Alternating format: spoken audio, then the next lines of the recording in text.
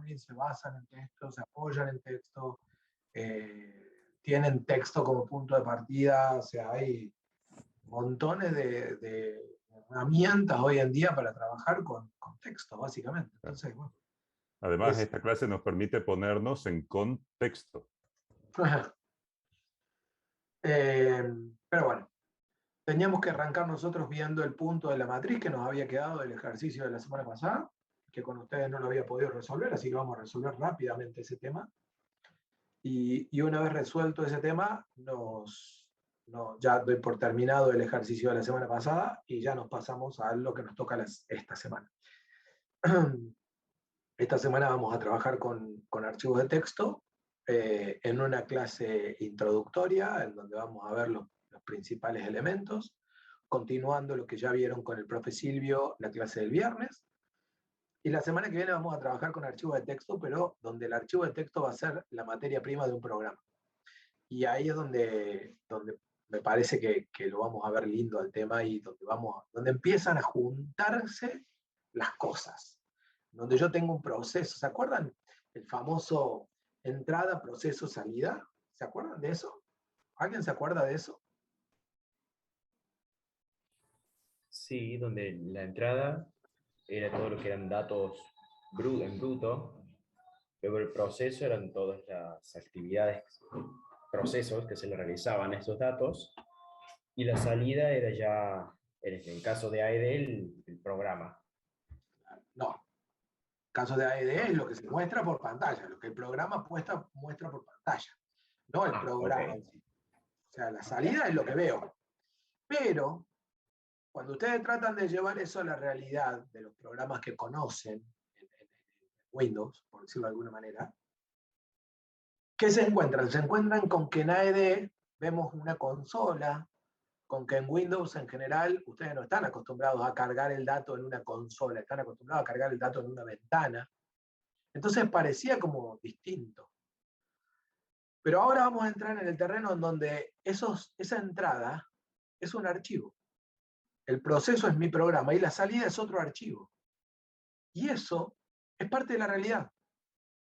Hay procesos de la realidad que se llevan a cabo así, en donde partimos de un archivo de datos, tenemos que llevar a cabo un proceso y el resultado es otro archivo, otro conjunto de datos almacenados de alguna manera.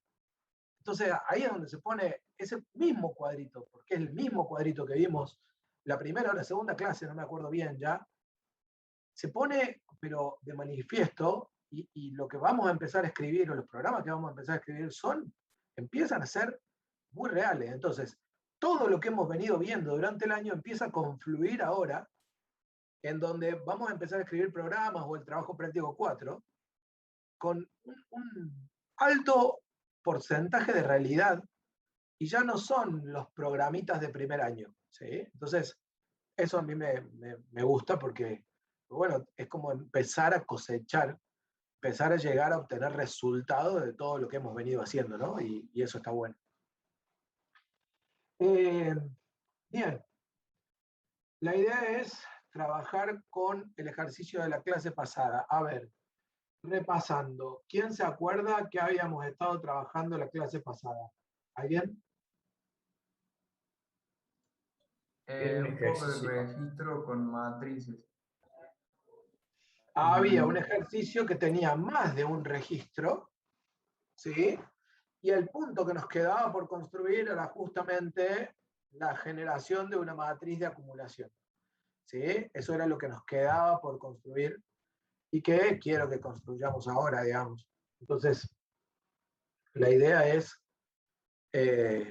cómo trabajamos ese punto, pero quiero que si hay alguien que no se acuerda, no tiene fresco el ejercicio, me avise y pegamos una muy breve revisada porque es lo que habíamos hecho.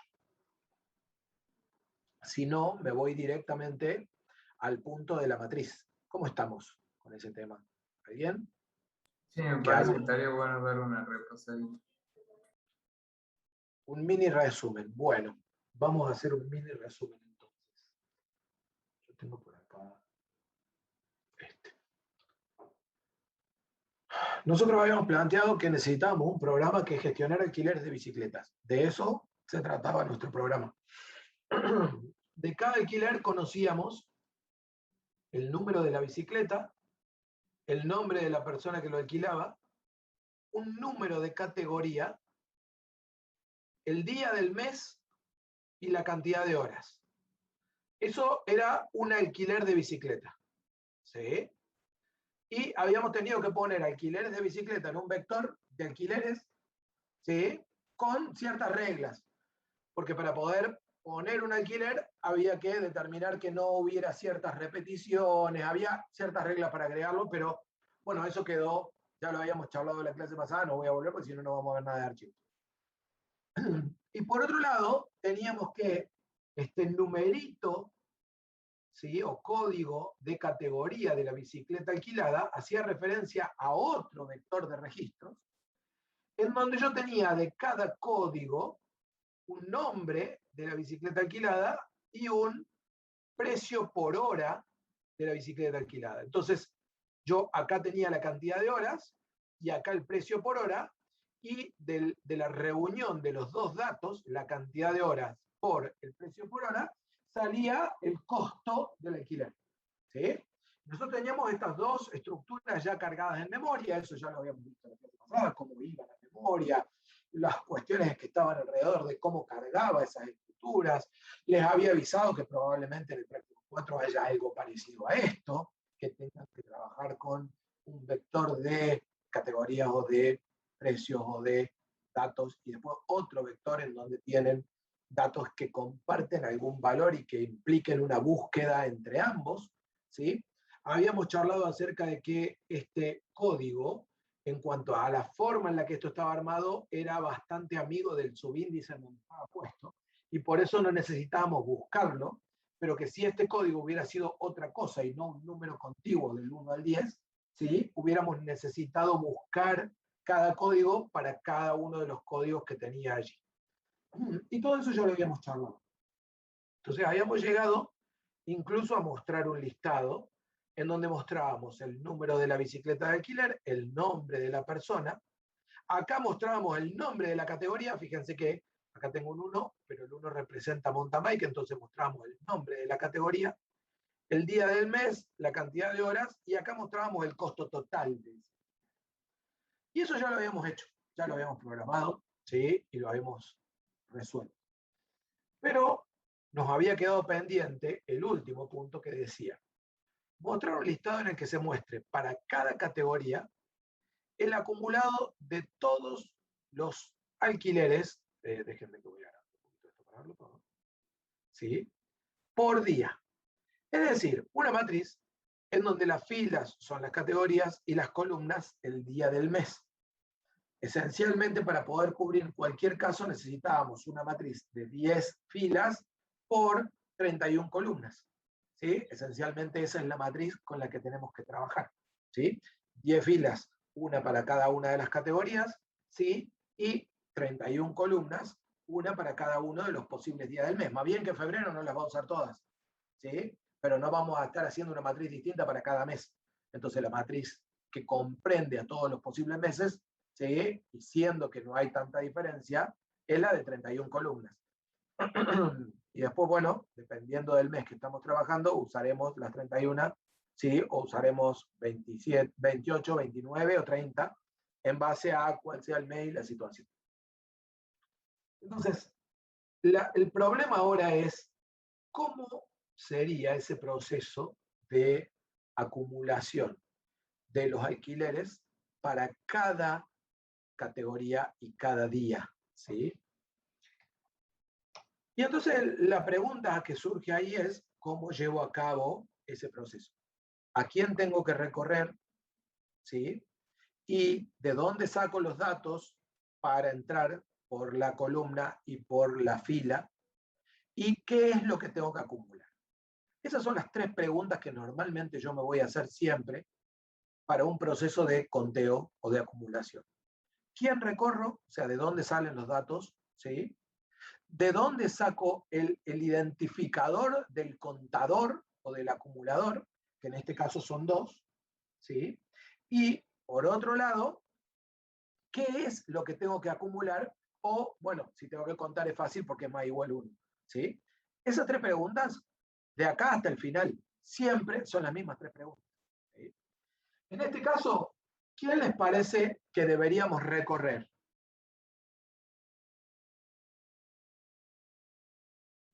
El vector donde están los alquileres.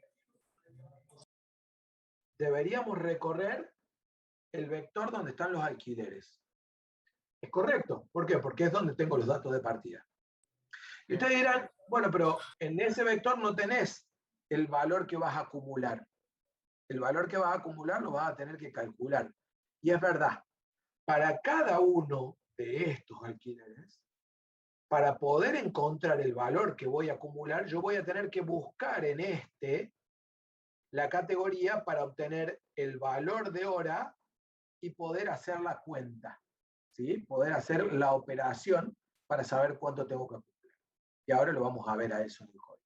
Pero una vez que hemos definido, fíjense que el proceso se da como lo acabo de plantear. Vamos a recorrer, ¿sí? Vamos a tomar este primer alquiler. De este primer alquiler vamos a tomar el código, ¿sí? Y el código lo vamos a usar para entrar en la fila. Este código era el código de la categoría, ¿sí? Lo vamos a usar para entrar en la fila. Directamente no, porque ese código va de 1 a 10 y los índices de la fila van a ir de 0 a 9, ¿sí?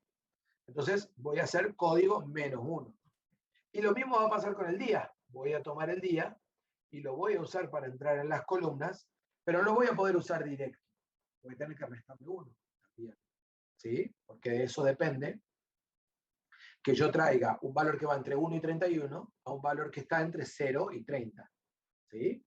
Y ustedes dirán, profe, pero no podríamos tener una fila más y una columna más.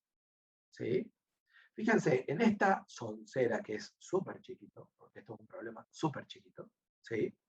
Tendríamos exactamente, ¿sí?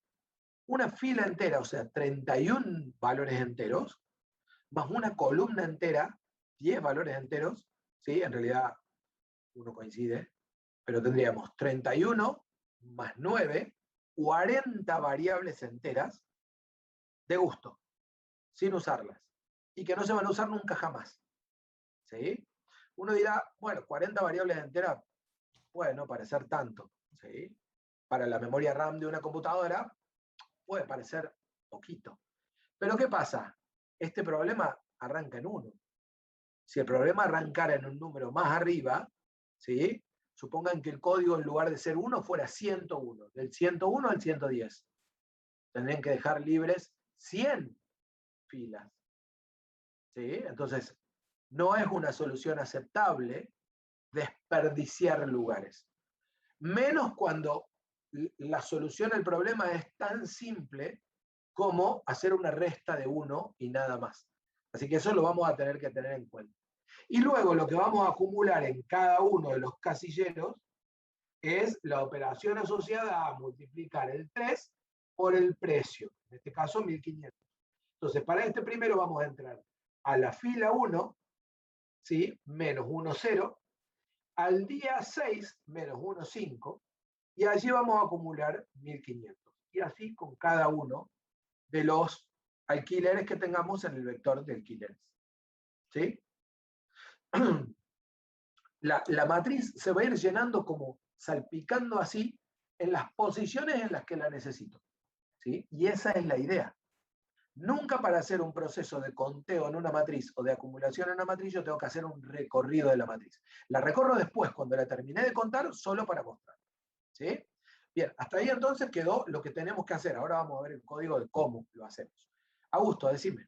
Yo tengo una duda de por qué se agregaría una columna y una fila más. ¿No podríamos directamente decirles que no se usaron, son las que tienen 0?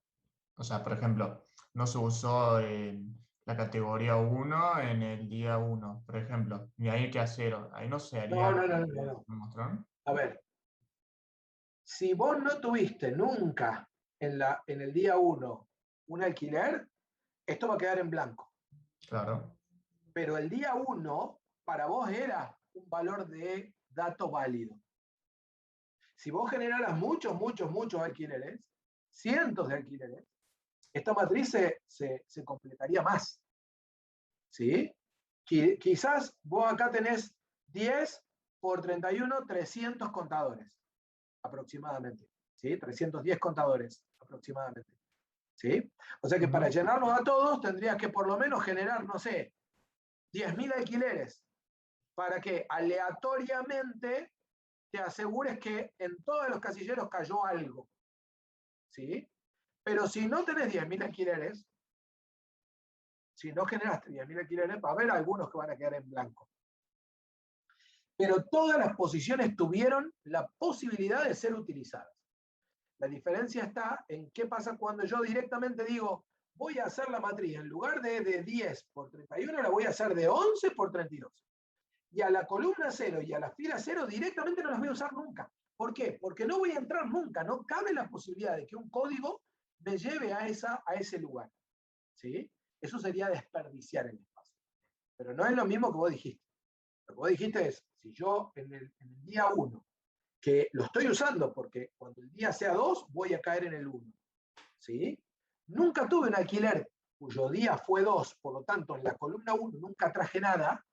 Bueno, eso es una consecuencia de los datos.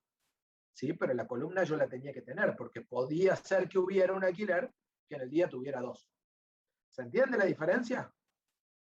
Claro, pero entonces, ¿para qué usaríamos la columna extra y la fila extra? Eso no entendí. Es que no voy a crear una columna extra, estoy diciendo que se van a crear. Ok. O sea, lo que estoy diciendo que estaría mal es no hacer esta resta, ¿sí? Y crear la matriz con una más para allá y una más para allá. Y ahí entonces dejaría libre una fila y una columna. Empezaría a usar la matriz desde acá para allá. En realidad, bueno, no se vio nada ahí. Desde acá para allá. ¿Por qué? Porque los valores que tengo acá adentro, ¿sí? Son valores que empiezan en 1. El código empieza en 1 y el día empieza en 1. No tengo el día 0. Y no tengo el código 0. Entonces, si yo no hago esta operación que estoy planteando acá, voy a terminar dejando una columna y una fila vacía. Por lo tanto, lo que estaba explicando era que es obligatorio hacer esa operación. Yo no puedo darme el lujo de desperdiciar toda esa cantidad de variables en un problema tan chiquito. Más allá que yo insisto y digo, en un problema como este, donde no es tan grande, uno diría, bueno, pero es mínimo lo que desperdicio. Sí, pero conceptualmente está mal, porque en un momento, si el código en lugar de ser 1 fuera 101, yo tendría que dejar 100 filas libres para recién llegar a la 101, porque el vector va a arrancar siempre en el 0. ¿Sí? Entonces, eso es lo que no hay que hacer. ¿Sí? Si yo tengo que el vector arranca en el 0, pero mi código arranca en el 1, tengo que hacer la operación de resta para arrastrar mis datos a la posición de a los subíndices del vector, de acuerdo con lo que necesito. ¿Sí? Bueno, vamos entonces a cómo resolvemos eso. Este era el programa que teníamos. Por aquí al lado teníamos el registro. ¿Sí? Teníamos el registro de la categoría, el registro del alquiler, eso ya estaba resuelto. ¿Sí? Y por acá vamos a calcular totales por categoría día, que es el método que va a calcular los totales. ¿Sí? Entonces, primero que nada, construyo la matriz. ¿Sí? ¿Se acuerdan de esto? ¿Cómo estoy construyendo la matriz acá? ¿Qué es lo que estoy diciendo? 31, ¿qué va a haber? ¿Qué es esta parte? Columnas. 31 columnas. ¿Sí? Guarda, porque lo más intuitivo es pensar que esta primera es la cantidad de filas y esta segunda la cantidad de columnas. ¿Sí? Y en realidad no importa si son filas o columnas, pero lo que sí importa es que esto primero que tengo acá es después el límite del segundo subíndice. Y esto que tengo acá, segundo, es el límite del primer subíndice. Eso es clave a la hora de utilizar matrices. ¿Sí? Sí, por favor, si algo no se entiende, me freno. Entonces, después de eso que habíamos dicho, ¿qué era lo primero? ¿A quién recorríamos? ¿Sí? Recorro el vector de datos. En este caso, el vector de alquileres. ¿Sí? Y acá, ¿qué dijimos? Para cada alquiler voy a tomar, ¿sí?, el dato que referencia a la fila y el que referencia a la columna.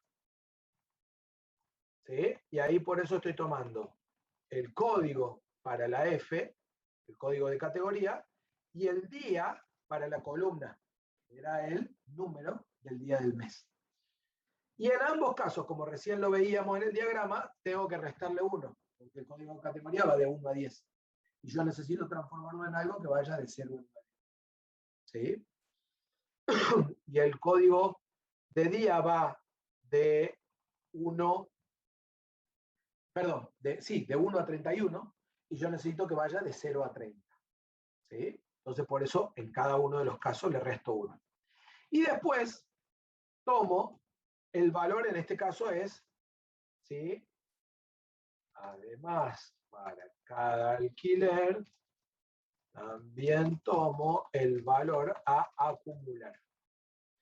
En este caso, es el monto calculado. ¿Sí? En la mayoría de los casos, llámese parcial, ¿sí?, o algún tipo de evaluación, ustedes acá directamente van a tener el monto a acumular en el propio, van a tener el monto a acumular, ¿sí?, en el propio, me perdí con el llamado, el monto a acumular en el propio registro. O sea que entonces acá, esto sería algo como decir alquiler.campo a acumular. Denme un segundito, porque si no le atiendo a mi mamá, va a ser complicado. Mamita, estoy en clase. Después hablamos. Ok. Estaba en el oratorio. Dale, no hay problema. Dale. Perdón, mil disculpas. ¿Sí?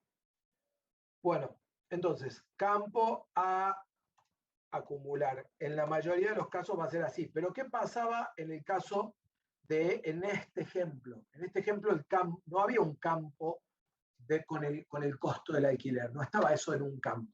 Eso era un cálculo que yo tengo que hacer. ¿Sí? Y entonces, como ya habíamos visto en la clase pasada, cuando vimos el listado, ese cálculo lo estaba haciendo la función calcular monto, que recibe el alquiler, ¿sí?, va y busca la categoría por código, ¿sí?, y de esa categoría se carga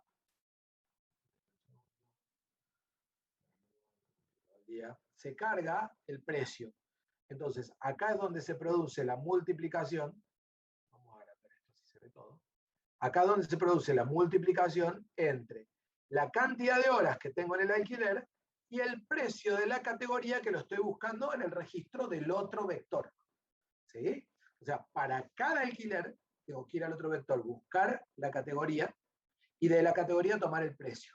Fíjense que esta función, obtener categoría por código, me devuelve un registro de categoría. O sea, esto que yo tengo acá, desde acá hasta acá, yo lo entiendo como un registro de categoría, porque lo que esa función me devuelve es un registro de categoría. Entonces, cuando yo digo punto precio, me estoy refiriendo al precio de la categoría del alquiler que recibí como parámetro acá arriba.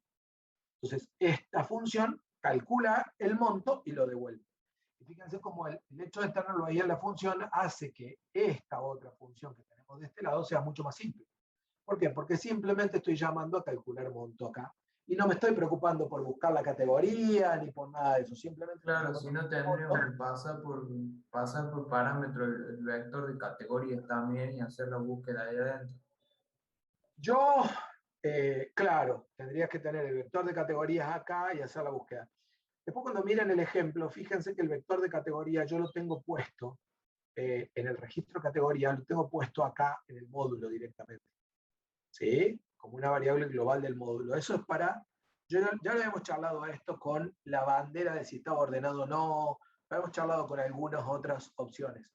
Este vector está puesto en el módulo justamente para no tener que andar mandándolo como parámetro de un lado para otro, ¿sí?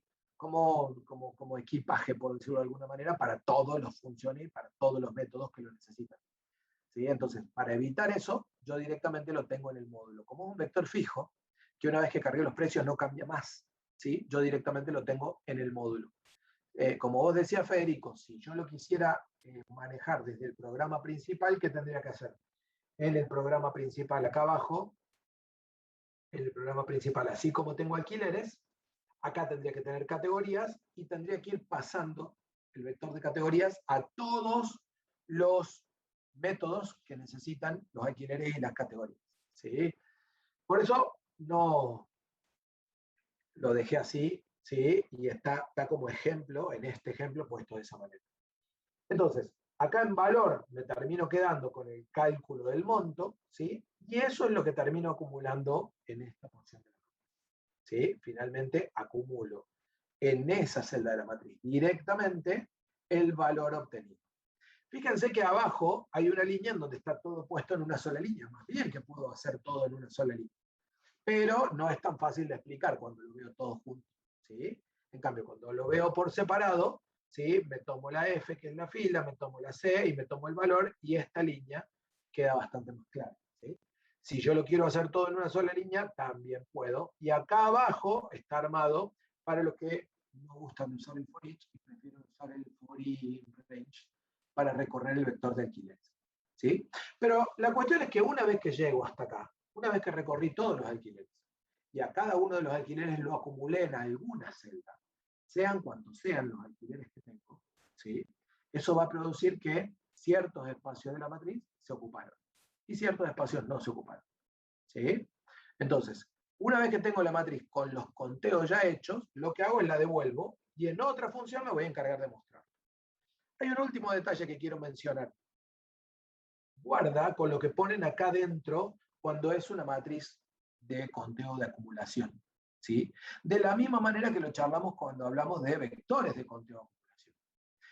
En el caso cuando yo creo un vector para usarlo para almacenar registros, por ejemplo, da igual que ponga ahí adentro. Puedo poner none, puedo poner 0, puedo poner un espacio en blanco, puedo poner la cadena vacía, puedo poner cualquier cosa.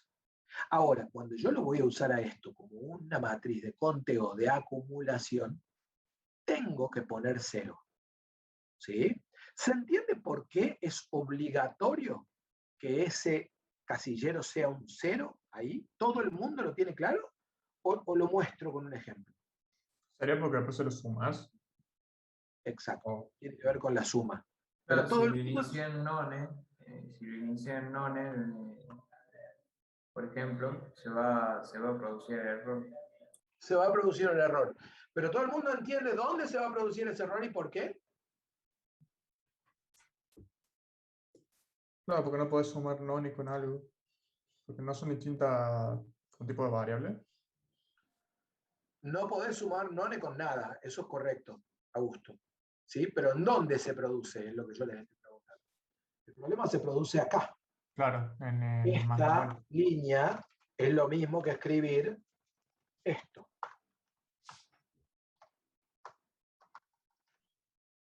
¿Sí? Esa línea es lo mismo que escribir esto. Entonces, la primera vez que yo vaya a una celda, si ahí hay un none, acá estaría diciendo none más un valor numérico. Y ahí se produciría el error. ¿Sí? Entonces, es clave que para un vector de conteo o para una matriz de conteo, ahí vaya a parar un 0. Lo digo porque por ahí he visto, me han hecho algunas preguntas asociadas a por qué algo no funcionaba y tenía que ver con eso. Tengo una duda. ¿Estamos de acuerdo ahí? ¿Hasta ahí? Una duda. Si en vez de poner el 0 por 31, ponemos directamente el vacío por 31, o sea, los corchetes vacíos, y ponemos matfc.append valor, ¿eso estaría bien o no? ¿O no tiene nada que ver? No, en todo caso, si vos vas a poner los corchetes vacíos, crearías corchetes por... acá. No, Claro, eso no va a funcionar, Augusto. A no va ver, a funcionar. para llegar a este punto, vos tenés que tener la matriz armada. Si vos acá ponés los corchetes vacíos, vos lo que estás multiplicando por 31 es un vector, no una posición de vector.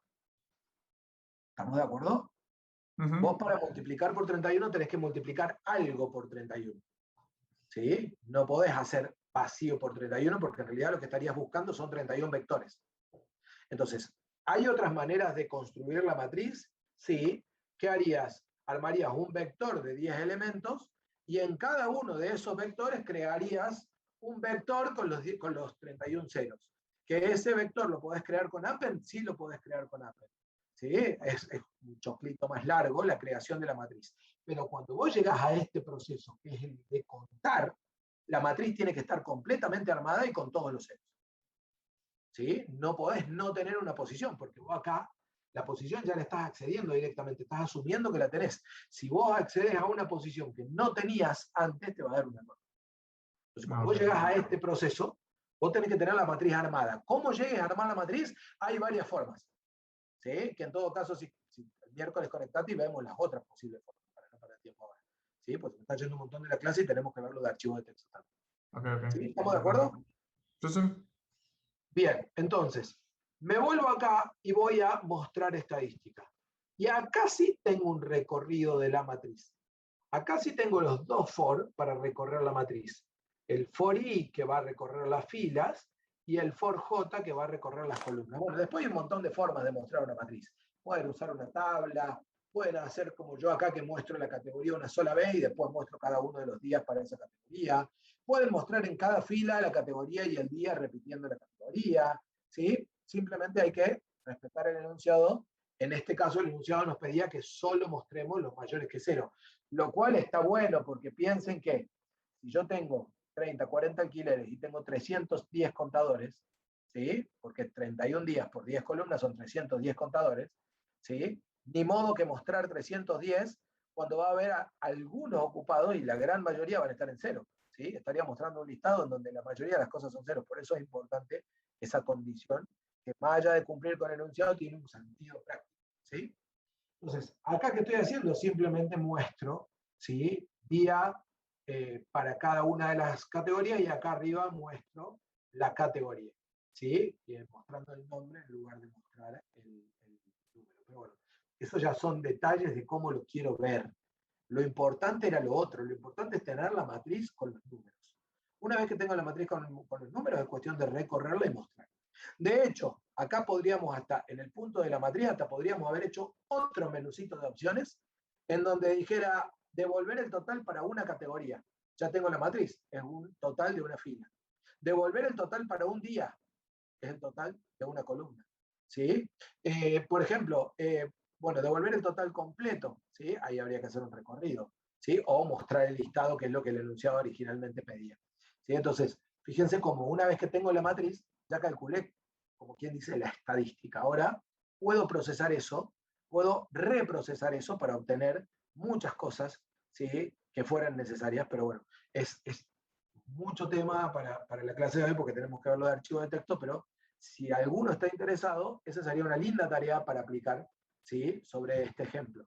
¿Sí? Acá, en donde yo estoy mostrando el menú de opciones, donde dice calcular y mostrar matriz, ¿sí?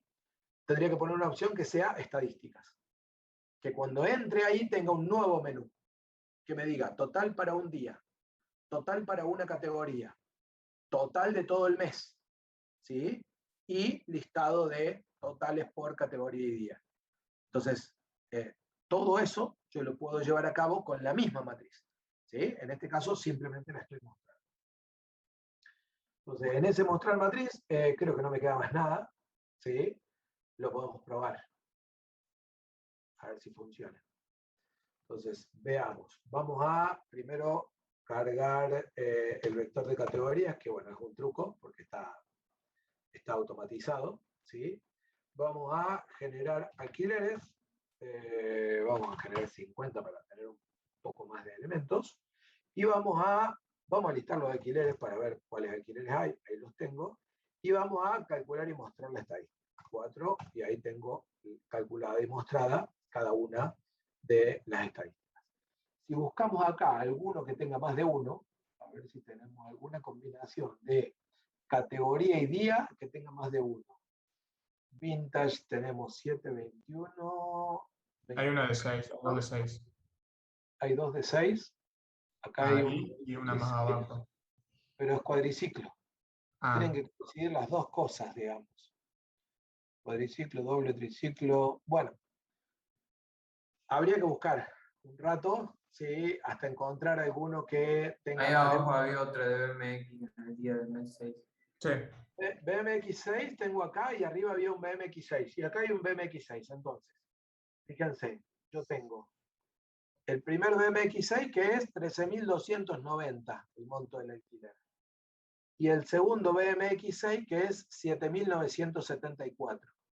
Entonces, 13 son 20.000, 200 y 900 son 21.100, si no me equivoco, 21.100 y 90 y 74, 21.200, 21.264 debería ser entonces. Señor, día 6,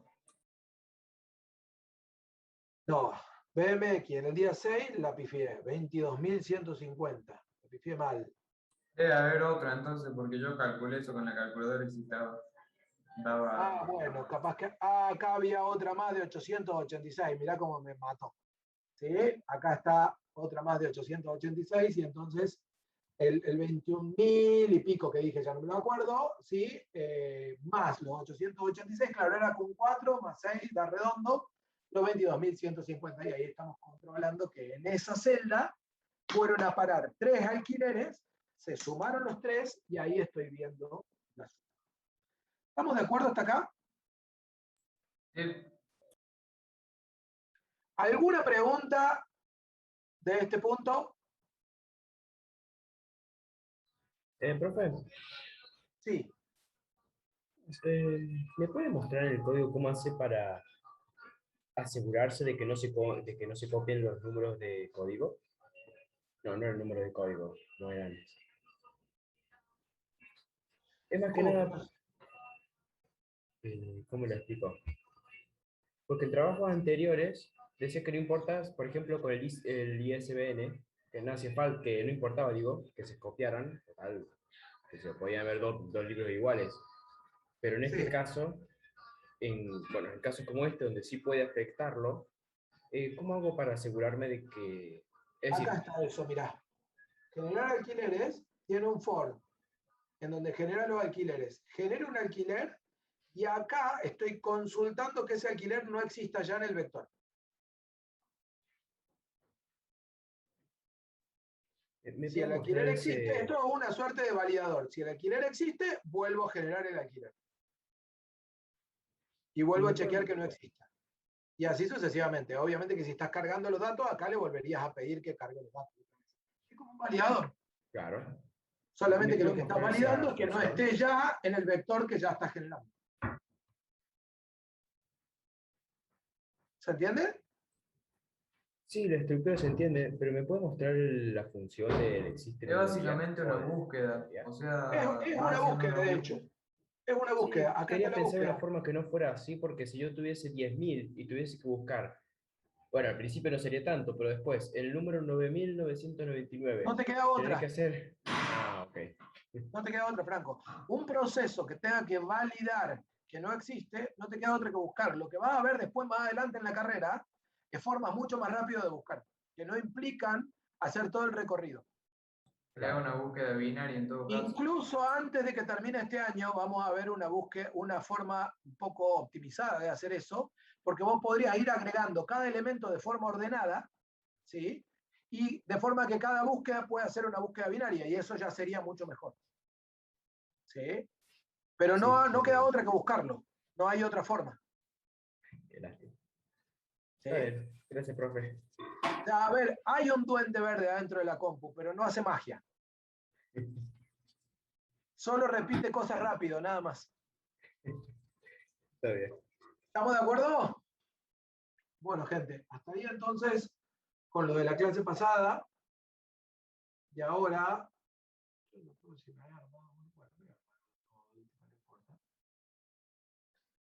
Y ahora arrancamos con la clase de hoy. Bueno, hacemos una mini pausa. Me tomo 2 mates. Y vamos a charlar. ¿Qué vieron con el profe Silvio la clase del viernes asociado a los archivos. ¿Qué tienen de particularidad los archivos? ¿Qué tenían de especial los archivos? Y fundamentalmente esta es la pregunta. Era ¿Cómo cambian los archivos la realidad de los programas que hasta ahora teníamos? Era una estructura de almacenamiento permanente, o sea, que se podía guardar. Bien, eso es verdad, pero no responde lo que yo pregunté. Ah, perdón. No, perdón, no, Augusto, lo único que falta. Digo, yo vuelvo a hacer la pregunta. ¿Cómo cambian los archivos? Porque justamente no quiero que me digan la definición, quiero que lo piensen. ¿Cómo cambian los archivos, esta novedad, lo que hasta ahora nosotros veníamos trabajando? Ah, es lo que no tenéis que generar cada vez que usas el archivo los mismos, o sea, no tenés que generar siempre los mismos datos, sino que lo puedes buscar de otro. Por ahí viene la cosa. ¿Alguna otra idea?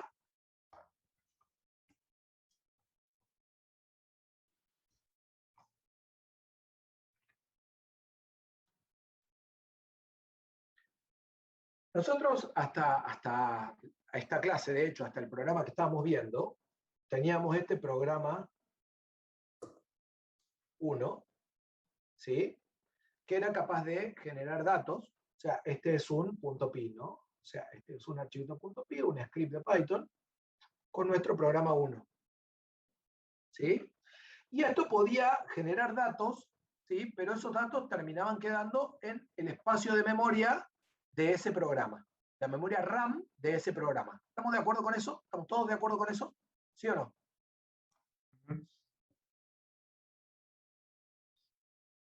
Claro, ¿Sí? se genera como un espacio en la memoria para eso. Sí, Bien, de acuerdo. exactamente. Entonces, lo que empieza a cambiar ahora con los archivos es que este programa puede escribir algo que ya no está dentro del contexto de él mismo. Puede escribir a esto que llamamos archivo, ¿sí? Puede escribir en ese archivo contenido, y ese contenido ya no es propiedad del programa. Ese contenido está almacenado en el disco, ¿sí? O sea, esto está almacenado en el disco de mi computadora. Yo lo dibujo así. Bueno, mis dibujos acá con el mouse son un desastre, pero ya. ¿Sí? Está almacenado en el disco de mi computadora. ¿Sí? No está almacenado en mi programa. Ya no es parte de la memoria. Entonces, ¿eso a qué me habilita? Eso me abre un mundo nuevo de posibilidades. ¿Por qué? Porque los programas no tienen un principio y un fin y se acabó. Yo puedo armar un programa que lleve a cabo una tarea, pero cuando ese programa termina, el resultado de esa tarea queda disponible para que luego venga otro programa quizás, ¿sí? Y se nutra de esto que el programa 1 generó y lo pueda procesar. O sea, yo puedo tener un programa 2, otro programa, otro archivo .py, ¿sí? Un programa 2, también un .py, que tenga esto como entrada. O sea, fíjense cómo yo les contaba antes, ¿sí? ¿Esto qué sería para el programa 1? Una salida. El programa 1 va a escribir, ¿sí? En este archivo. Y para el programa 2, ¿qué sería? Una entrada. El programa 2 va a leer, ¿sí? De ese archivo. Y anoté esas dos palabras del inglés, porque lo que vamos a ver hoy es Python, la parte de archivos de Python en realidad está específicamente preparada a trabajar, ¿sí? Con estos archivos. Pero el viernes con Silvio vieron algunas cosas más de estos archivos. Estos archivos, ¿de qué tipo podían ser?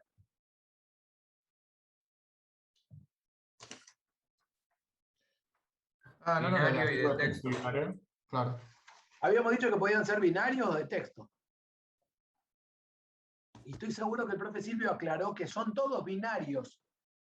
Pero los archivos de texto tienen la particularidad, ¿sí?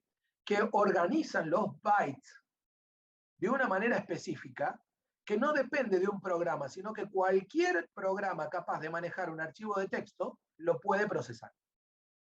Y por eso los archivos de texto son el mecanismo de transporte de datos universal. Por eso el profe Jorge hace un ratito contaba, ¿sí?, que hoy en día toda la comunicación que se da entre aplicaciones, o una buena porción de la comunicación que se da entre aplicaciones, se da a partir de texto.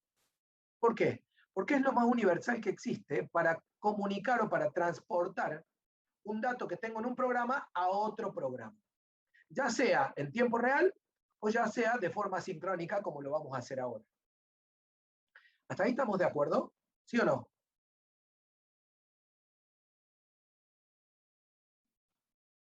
Bien, ¿qué cosas teníamos que tener en cuenta de este archivo de texto?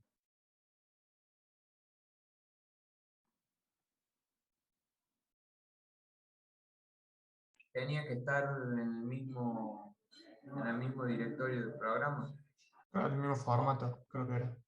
Tiene que tener el mismo formato para poder A verlo. ver, perdón, mala mía. Pregunto de nuevo, ¿qué cosas teníamos que tener en cuenta de este archivo? No de texto, porque de texto lo vamos a ver ahora conmigo. De este archivo. Primero, tiene que estar en el mismo directorio del programa. En realidad eso es mentira. ¿Sí? No creo que Silvio lo haya dicho exactamente así. ¿Sí? Lo que tiene el archivo es una ruta. ¿Sí? Esa ruta, esto es lo que conocemos como path o ruta. Esa ruta puede ser absoluta o relativa. ¿Sí? Si yo planteo una ruta absoluta, puedo ir a cualquier parte del disco, desde mi programa. ¿Sí? Y si yo planteo una ruta relativa, también puedo ir a cualquier parte desde el disco, pero arrancando en donde está mi programa. Y si yo no solamente pongo el nombre del archivo y no agrego ningún directorio antes, entonces ahí es obligatorio que mi archivo esté en el mismo directorio que mi programa. Pero ahora un ratito les voy a mostrar que no necesariamente mi archivo tiene que estar en el directorio de mi programa. Yo podría mandar mi archivo a cualquier parte del disco. ¿Sí? Pero está bueno lo que me dijeron del tema del directorio, porque es importante entender que esta ruta, que es lo que nosotros vamos a determinar como nombre de archivo, ¿sí?, o nombre completo del archivo, ¿sí?, esa ruta es la que define en dónde del disco duro está mi archivo. Más bien que si no pongo nada especial, lo va a buscar en el mismo directorio que el programa. ¿Estamos de acuerdo hasta ahí? ¿Cómo eran los tipos de ruta? ¿La absoluta? ¿Y cuál es la otra? ¿Absoluta o relativa? Y la relativa es que inicia. La relativa inicia en el propio directorio donde está el programa. De hecho, esto que tengo acá es una ruta relativa. ¿Por qué? Porque estando parado en ese directorio, va a buscar este archivo directamente en ese directorio. Pero miren, se los muestro así, va a ser más rápido. Supongamos que yo estoy, bueno, acá estoy en un Windows, ¿no?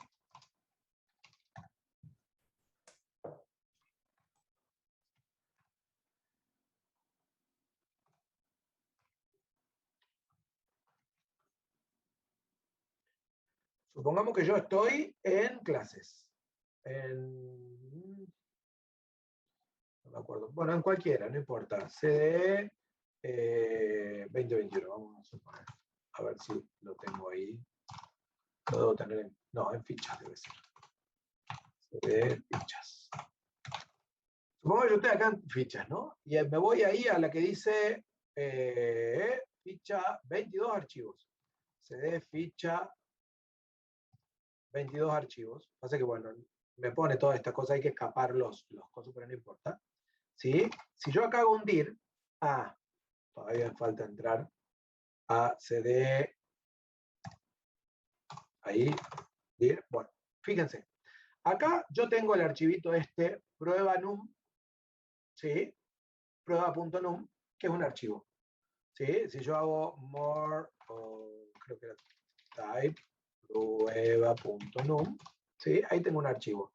Muestra todos estos chirimbolos raros porque es un archivo binario. Ya lo charlaron a eso con el profe Silvio. Si yo en lugar de eso hago el test 1.py, lo muestro, ¿sí? Ahí me muestra el texto, fíjense que es un archivo de Python, es un archivo de texto, ¿sí? Del archivo.py. ¿Hasta acá me están siguiendo? Estoy en un directorio de mi computadora, ¿sí? Y ahí tengo los archivos. ¿Hasta ahí se entiende o alguna duda?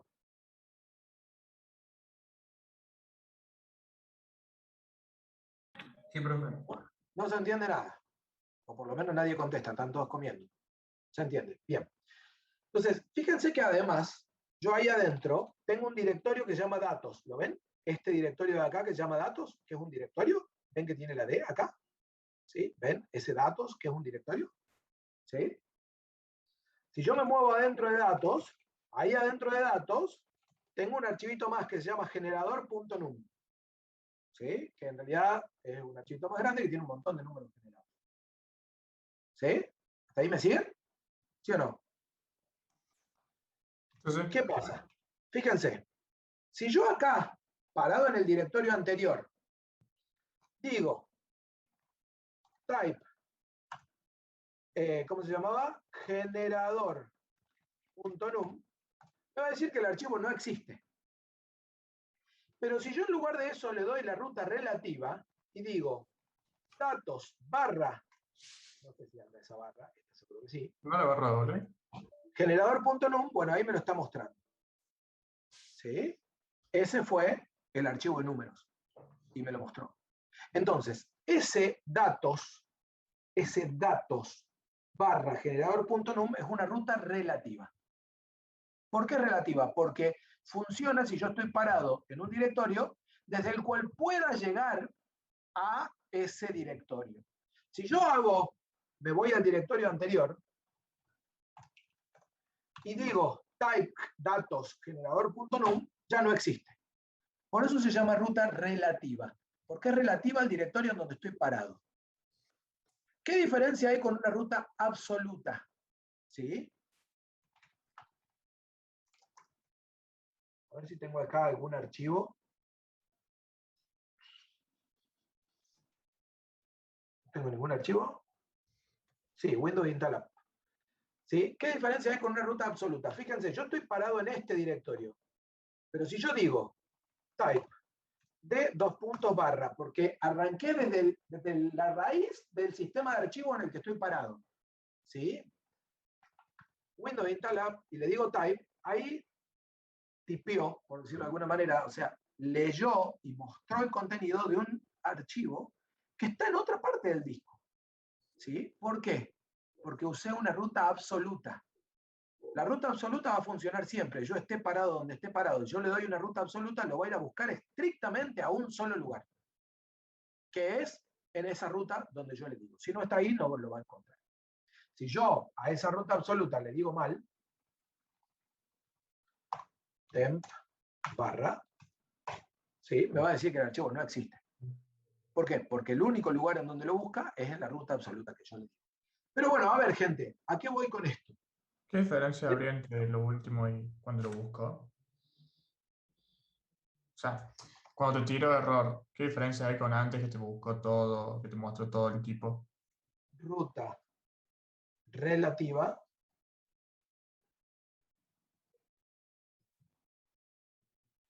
¿sí? Desde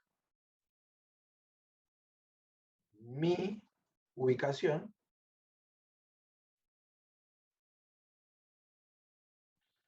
y empieza con un nombre.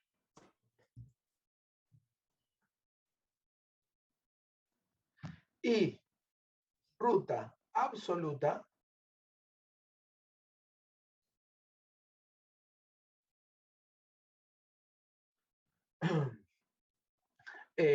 no hay un desde, porque es exacto, digamos, ubicación exacta, y empieza con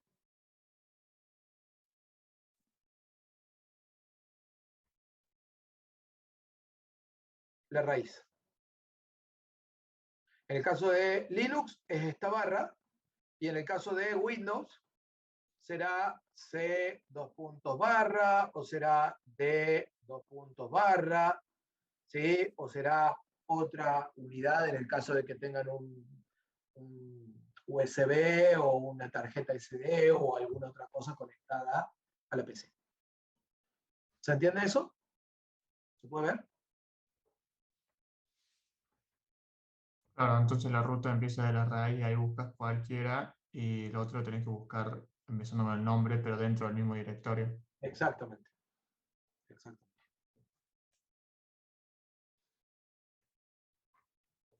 ¿Estamos de acuerdo?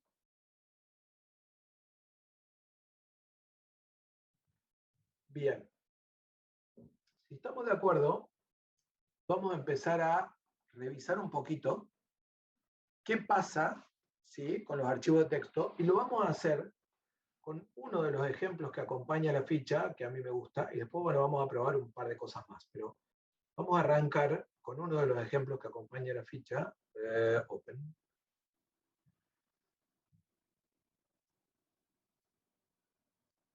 Que a mí me gusta específicamente porque me parece interesante desde el punto de vista de lo que plantea el ejemplo. No está la nueva, después tengo que comprimir esta.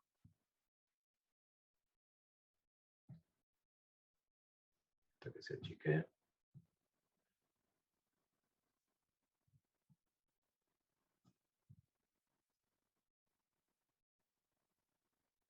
¿Qué pasó?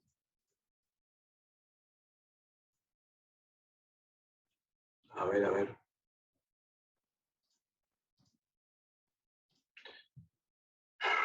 No abrió el proyecto, ¿qué pasó? Archivo texto, ¿está bien?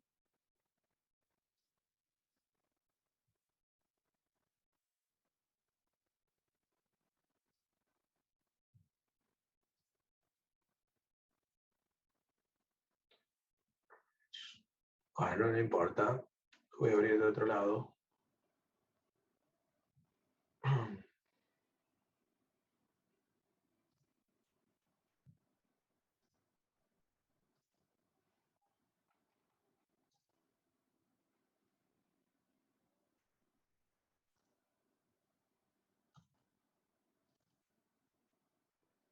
Ah, no hay nada.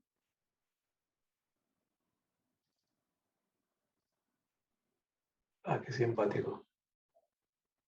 No tengo mi ficha acá.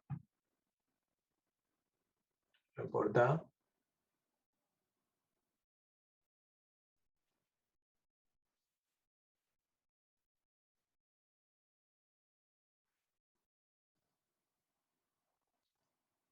Acá está. Sí, después lo acomodo. Control B. Ahí está todo. Ok. Es Windows. Y ahora sí tenemos nuestros ejemplos. Acá hay varios ejemplitos. ¿Sí? El ejemplo que a mí me gusta es el 3. ¿Sí? El ejemplo 3 lo que hace es plantea un programa guiado por un menú de opciones, en donde las opciones son cargar el nombre del archivo, ¿sí?, crear el archivo y grabar el texto, abrir el archivo y agregar texto al final, mostrar el contenido completo, ¿sí? Y bueno, y después hay un par de opciones que trabajan sobre las palabras del texto, ¿sí? Pero en realidad la primera parte es como si fuera un pequeño editorcito de texto, ¿sí? Y de ahí podemos tener un montón de info para trabajar, un montón de herramientitas para trabajar y para ir analizando qué es lo que está pasando, ¿sí? Entonces, vamos a trabajar con este programa, ¿sí? Y vamos a ir analizando cada uno de los pasos, ¿sí? Me voy a copiar el pedacito de código, lo vamos a llevar a la pizarra y vamos a empezar a charlar acerca de qué es lo que está pasando con cada una de las partes del programa. Entonces, cargar nombre es simplemente leer una cadena de caracteres, el nombre que yo le voy a poner al archivo o el nombre del archivo con el que voy a trabajar, ¿sí? O sea que no tiene, en realidad, relación con el archivo de texto, ¿sí? Lo único que sí es importante entender, en base a ese nombre que se guarda en este campito, este variable fd, ¿sí? Es que ese nombre es una ruta, ¿sí? O sea, yo ahí voy a poder poner archivo.txt o datos barra archivo.txt, ¿sí? Voy a poder armar una ruta, ¿sí? Y en base a lo que yo quiera trabajar, va a ser cómo lo voy a poder manejar ese nombre, y ese nombre va a venir a parar adentro del archivo. Adentro de ahí vamos, ¿sí? Vamos. Entonces, a partir de ahí vamos a crear archivo. Crear archivo es el código que va a cargar datos y ponerlos en el archivo. A ver si hay un ejemplo que sea más chiquito.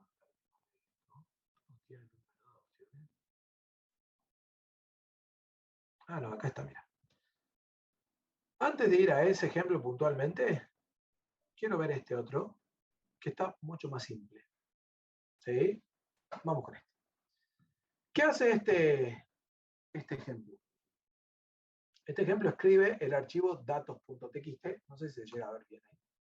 Escribe el archivo datos.txt, ¿sí? Escribe un par de líneas de código, ¿sí? Una línea de texto, la clase de hoy, que es hoy, 15 del 9 del 2021 en pandemia. ¿Sí? Un poco de texto, ¿sí? Que estoy cambiando para que veamos que realmente eso está pasando. ¿Sí? Escribe un poco de texto en el archivo. ¿Sí? Si yo ejecuto este programa, ya sé lo que está pasando acá, no debo tener intérprete, vamos a...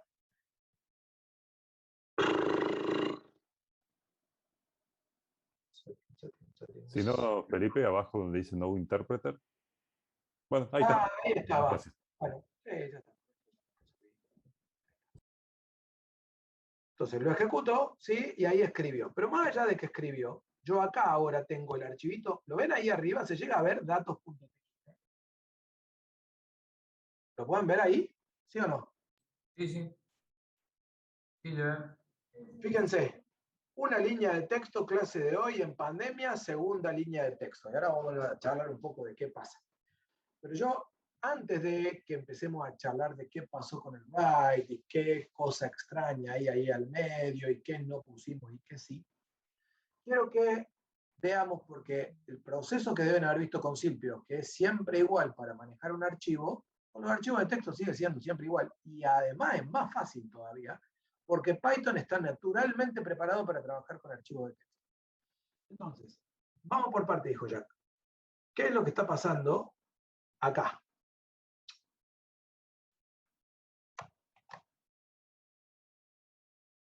Oh, no te puedo creer que ahora no anda mi tecla de Windows. Ay, ay, ay, ay, ay, ay. Perdón.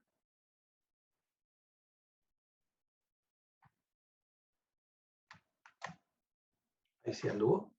Ahí está. Bueno, no importa. Me voy a traer esto y quiero que charlemos qué es lo que está pasando ahí. A ver.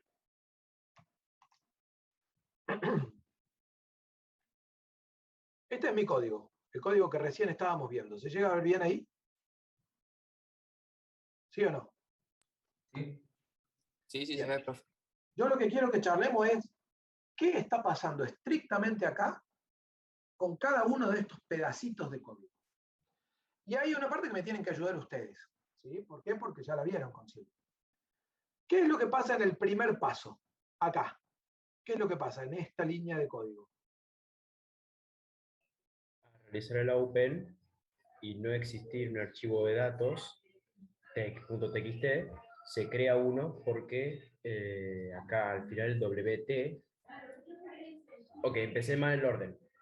Al tener el WT y no existe un archivo que se llame archivo de datos, bueno, datos.txt, entonces crea uno.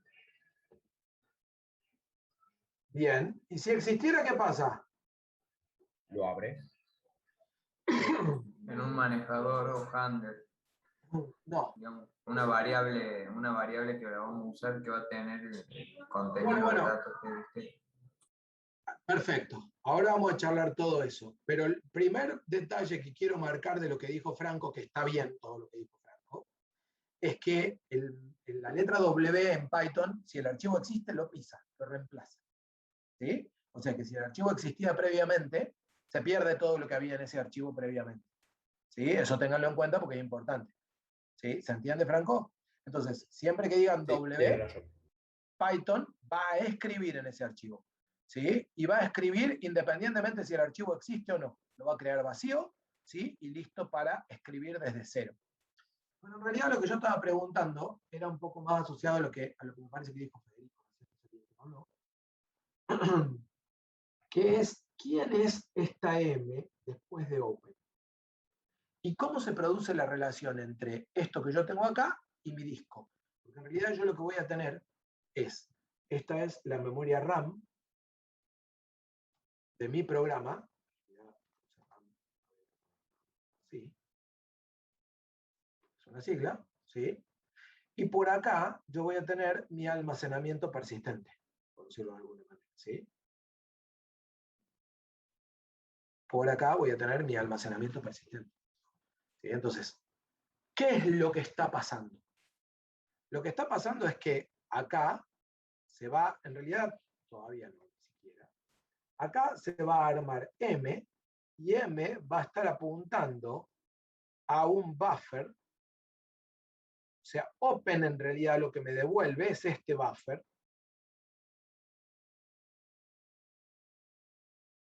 ¿Sí? Y este buffer es el que hace referencia al archivo en disco, que se llama datos.txt.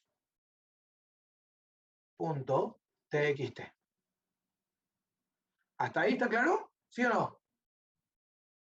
sí.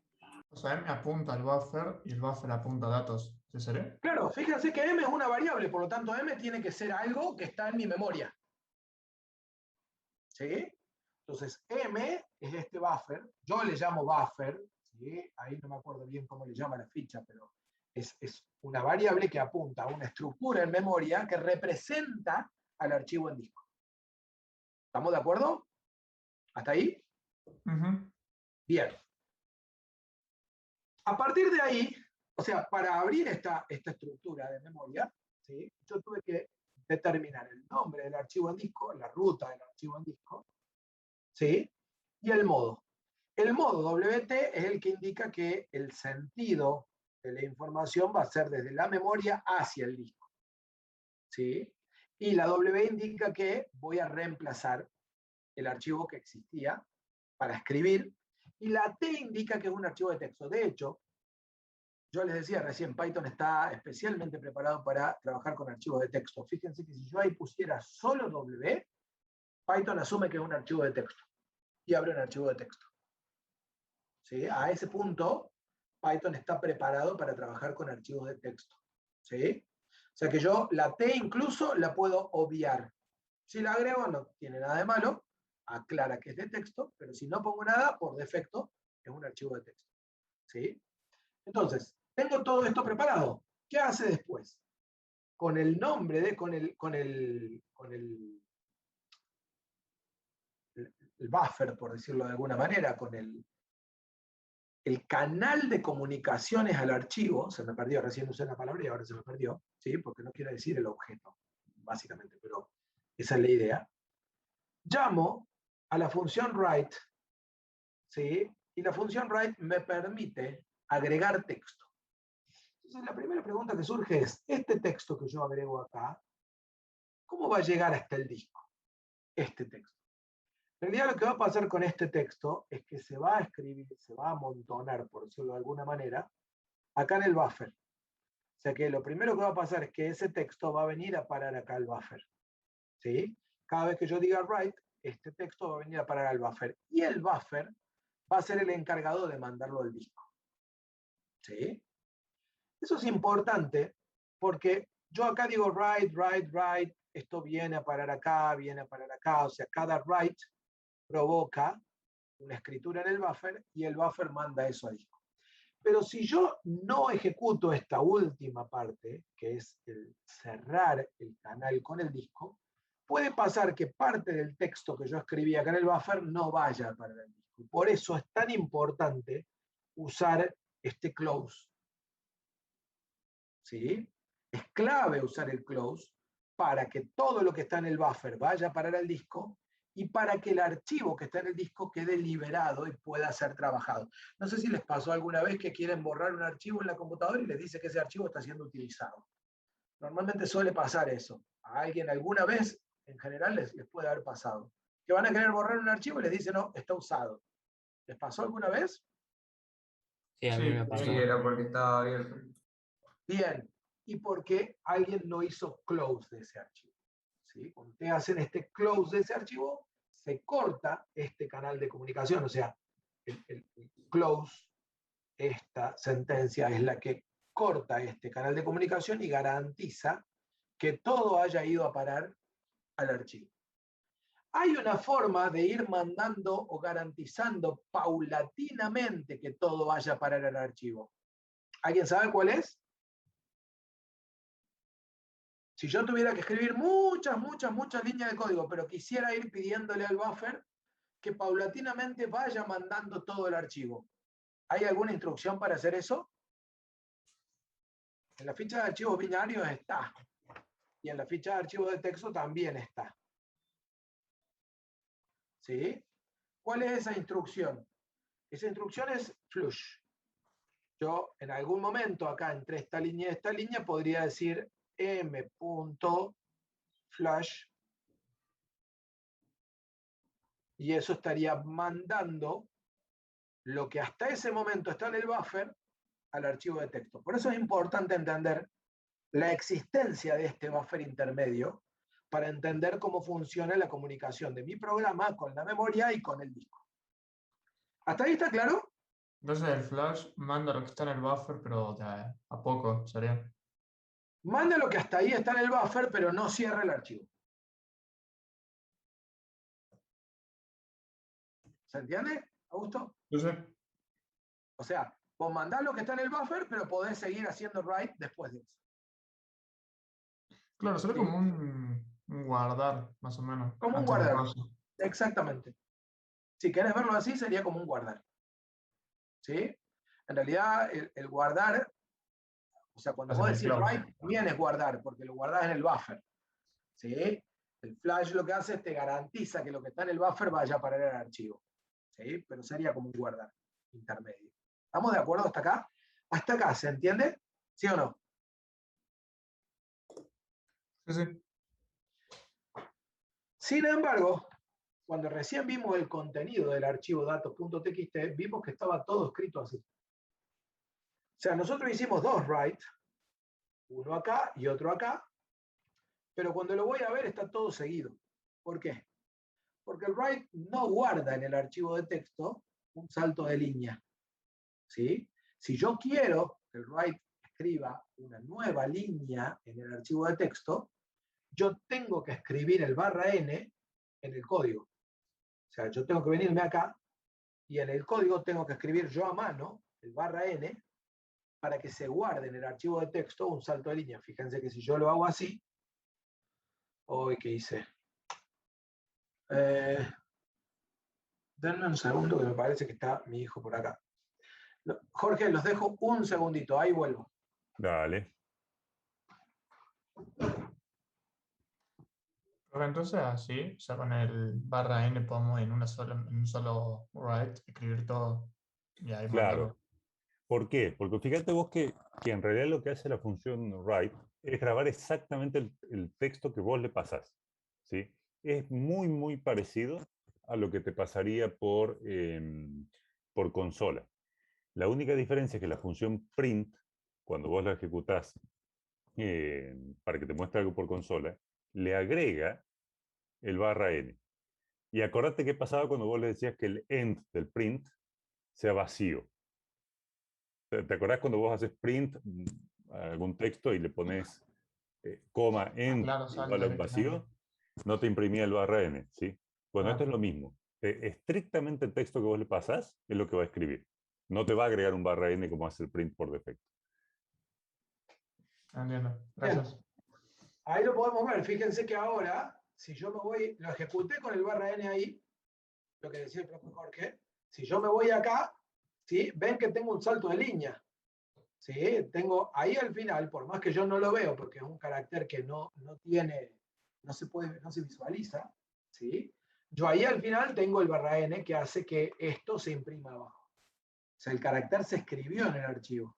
De hecho, si yo abro este archivo, pero con otro, a ver si puedo desde acá, Opening, Explorer, y aquí dentro abro este archivo, pero por ejemplo con el Notepad++, y acá pongo ver caracteres, ¿ven? Ahí esos dos caracteres, CR, Carret Return y LF, Line Feed.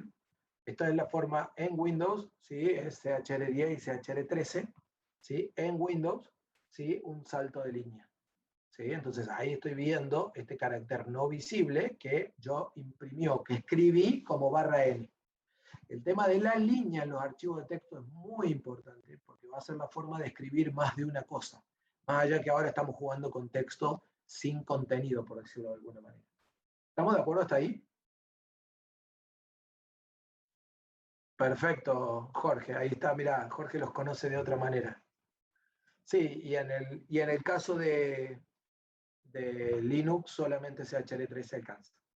¿Sí? Profe, Pero entonces, los archivos de texto tipo datos.txt, ¿eso cómo se crearían? ¿O lo vemos más adelante? tipo datos, no entiendo, los archivos de O texto sea, lo por acabo de ejemplo, crear. dice línea de texto, ¿cómo crearíamos este? Ah, creo que ya está, creo que es Lo con acabo file, de ¿no? crear. Esto es, ahí lo acabo de crear recién. Ah, De hecho, acá en la pizarra estoy explicando que esta línea creó el archivo. Creó M con el buffer y con el archivo. Estas dos líneas escribieron datos en el archivo y esta línea lo cerró. ah, ok, ¿Sí? ok. Acabo de llevar a cabo la tarea de crear el archivo datos con una línea, plim, plim, plim, y acá segunda, plim, plim, plim. ¿Se entiende o no se entiende? No, sí, me había olvidado de eso. Porque sí, me había olvidado de esa parte. Sí, sí, pero se entiende. Estamos hasta ahí entonces. Sí, sí. Entonces, fíjense que hay una cuestión que es básica a la hora de trabajar con archivos en general y no cambia a la hora de trabajar con archivos de texto, que es la estructura de proceso es siempre la misma. ¿Sí? Uno, abrir archivo. Noten que si esa apertura es para escribir, ¿sí? Lo creo. ¿Sí? Entonces, abrir archivo. 2, ¿sí? Procesar, escribir líneas en este caso. Escribir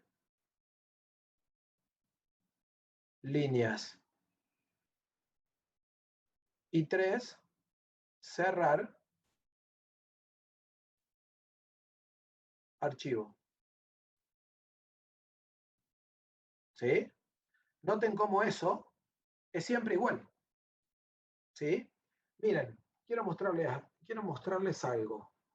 No sé si lo tengo abierto en este momento, no importa, si no lo voy a buscar y lo voy a traer.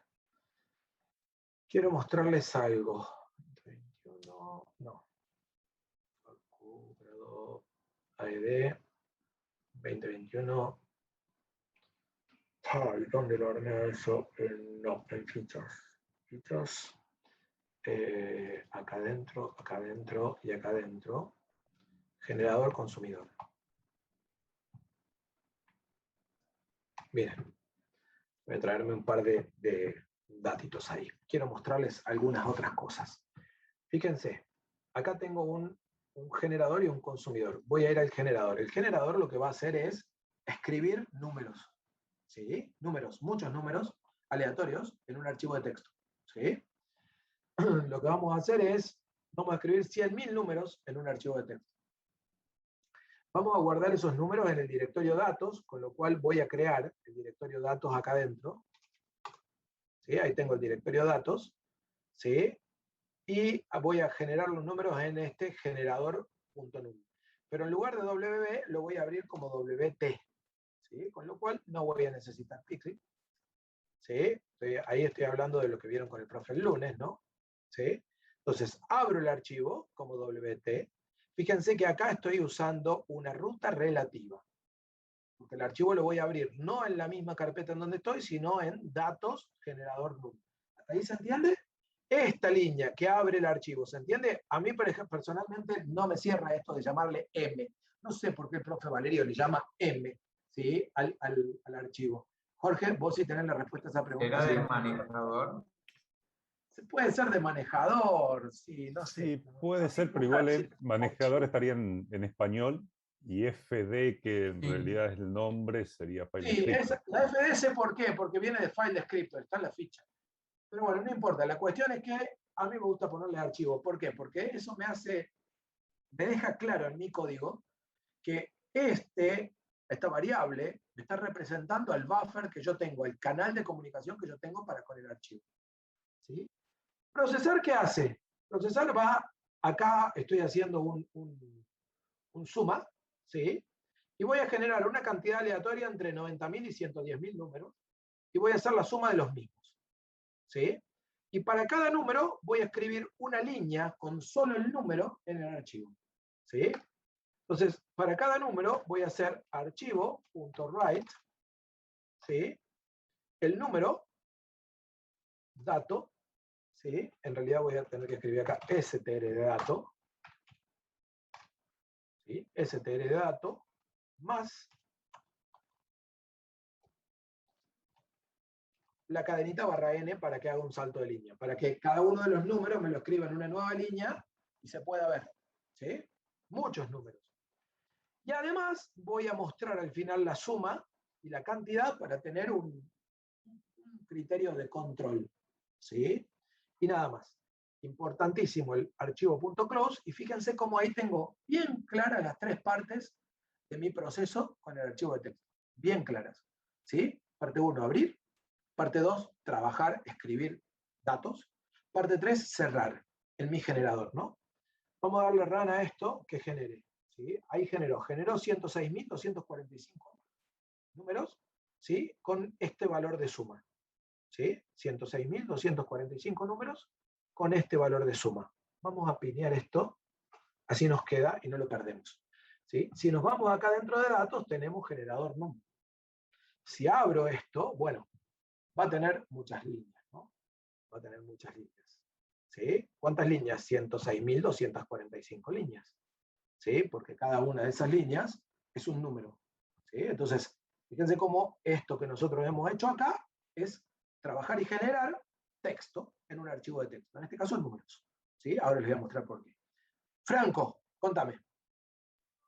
Quería preguntar, ¿cuándo es que usted recomienda usar la función flush? Es decir, entiendo. Este hubiera sido un lindo caso, por ejemplo, para usar la función flush. En realidad, con las máquinas que hay hoy en día, en un procesador que no esté demasiado ocupado, no sería necesario usarla. ¿Qué pasa? Si vos estás en un programa como el ejemplo 3 de la ficha, en donde vos estás haciendo un editor de texto y vos te podés escribir, taca, taca, taca, taca, taca, taca, taca, taca. Estás en una compu que no tiene batería. Fíjense todas las cosas que tienen que pasar, ¿no? Que hoy en día no son muy comunes. ¿Sí? Estás en una compu que no tiene batería y se te corta la luz, ¿sí? Probablemente nada de lo que hiciste quede guardado en el archivo. En cambio, si vos cada tanto vas usando flush, hasta el último flush quedó guardado en el archivo por más que se te corte la luz y se apague tu programa. ¿Se entiende lo que quiero decir? Sí, lo veo. Gracias, profe. ¿Sí? Entonces, en este programa que es generador, mirá, me diste una buena idea. Si nosotros acá tenemos cantidad, ¿sí? Podríamos ir teniendo un contador. La i, de hecho, es un contador. Entonces yo acá podría decir if i es múltiplo de, no sé, cada 5.000 números. Si i es múltiplo de 5.000, entonces archivo.flush. ¿Sí? Entonces, cada 5.000 números yo garantizo un flush. De todas maneras, para un programa como este, para mi computadora no tiene importancia eso. No me va a cambiar nada, por decirlo de alguna manera. ¿Sí? Simplemente estoy mostrando el uso. Cada 5.000 números guardo. ¿Sí? Habría que poner muchos más, cosa que demora un rato, y cortarlo en un punto. Y poder ver el último que se había generado en la memoria y lo que yo tengo en el archivo. Y ahí podrían tener un parámetro de cómo Flush fue guardando, hasta qué punto guardó y dónde no se guardó más. ¿Sí? Pero en realidad lo que hace Flush es descarga el buffer en el disco. ¿Sí? Como vos tenés Claro. no se olviden que hay una diferencia, eso también es importante, hay una diferencia entre la velocidad que se produce esto, ¿sí? Esto se produce mucho más rápido y esto se produce mucho más lento. ¿Por qué? Porque la velocidad de escritura en la memoria es mucho más rápida que la velocidad de escritura en el disco. ¿Se entiende eso? Te agrego algo, Felipe. Además, Sí. si el disco en particular es un disco de estado sólido, es como que por decirlo de alguna manera, como que se desgasta con cada escritura, porque hay que borrar un bloque, escribirlo de vuelta y demás. Entonces, los sistemas operativos más modernos tampoco son fans de, digamos, estar escribiendo Todo en el el tiempo. momento. Sí. Y a veces, otro caso que preguntaban recién, en algunos casos puede pasar que dentro del mismo programa se te dé por abrir el archivo de vuelta cuando todavía no está cerrado. A lo mejor lo llamaste a otra función, esa otra función abre el mismo archivo para leer, y si el otro archivo no está cerrado todavía y no se hizo flash, no van a estar disponibles los datos No en vas a ese tener segundo nada. momento. Claro, exactamente. El Creo que tamaño, interesante. ¿hasta cuándo el buffer solo empieza a descargar el archivo? Depende de la memoria RAM, ¿sí? Que vos tengas. ¿Por qué? Porque yo acá generé un archivo, miren, yo acá generé un archivo, yo acá generé un archivo, este generador num, es un archivito que pesa, ¿no? Fíjense que este archivito tiene 819K, casi un mega, ¿sí? Tiene muchos miles de números y tiene casi un mega, ¿sí? Entonces, sí, Augusto, ahí lo digo. Tiene casi un mega, entonces, en mi memoria RAM, un mega no es nada. Ahora, si yo tuviera un archivo que en lugar de un número tuviera muchos datos en cada línea, ¿sí? Y no tuviera 100.000 líneas, tuviera varios millones de líneas, cosa que suele pasar, es muy común cuando tenemos datos reales, ¿sí? Y ese archivo puede llegar a pesar varios gigas, ¿sí? Yo, por ejemplo, los archivos de datos con los que hicimos la migración del sistema electoral, había archivos de datos que pesaban, o sea, que estaban separados en bloques de a 2 gigas, porque el archivo real pesaba más de 10 gigas, ¿sí? Y los tuvieron que separar en bloques de 2 gigas porque el sistema anterior no soportaba archivos de más de 10 gigas. ¿Se puede ver lo que digo? ¿Se puede entender lo que digo? O sea, fíjense que no, no es menor el tema, ¿no? O sea, imagínense algo que está escribiendo esos gigas. Nunca voy a poder tener todos esos gigas en la memoria. Entonces el buffer, por más que yo no le diga flush, cuando va llegando a algún momento va guardando en el disco, porque se va llenando y va guardando en el disco, ¿sí? Pero en un archivo de 1 mega de 800K no lo necesita. Pone los 800K en la memoria y cuando termina baja los 800K al disco. ¿Se entiende? Sí. Lo que yo dije recién, Augusto, respecto de más lento, más rápido, es que este proceso de escribir en el buffer es mucho más rápido que el buffer escribiendo en el disco, porque escribir en la memoria RAM de una computadora es mucho más rápido que escribir en un disco, por más que sea un disco de estado sólido. Aunque los discos de estado sólido son muy rápidos, pero no igual de rápidos que la memoria RAM, sobre todo si la memoria RAM es más o menos buena. ¿Sí? Entonces, esa diferencia de velocidad que hay, ¿sí? Se compensa bajando bloques más grandes al disco, ¿sí? Y cada una de las operaciones de escritura se hace en la memoria RAM. Pero bueno, volviendo a nuestro ejemplo, todo lo que se produjo hasta ahora lo que tiene de lindo, que este programa empezó y terminó. Ya terminó. Y sin embargo los datos están ahí. Están en un archivo, están disponibles. Entonces ahora podría venir el siguiente paso, que es consumir ese archivo, leer ese archivo. ¿Sí? Y en realidad yo tengo dos maneras de leer ese archivo. Me voy a volver al ejemplito 1. Me voy a volver al ejemplito 1.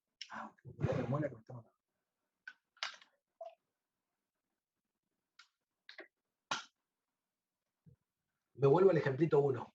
¿Sí? Y yo tengo dos maneras de consumir el archivo. Leer todo a la vez, ¿sí? O leer líneas. ¿Sí?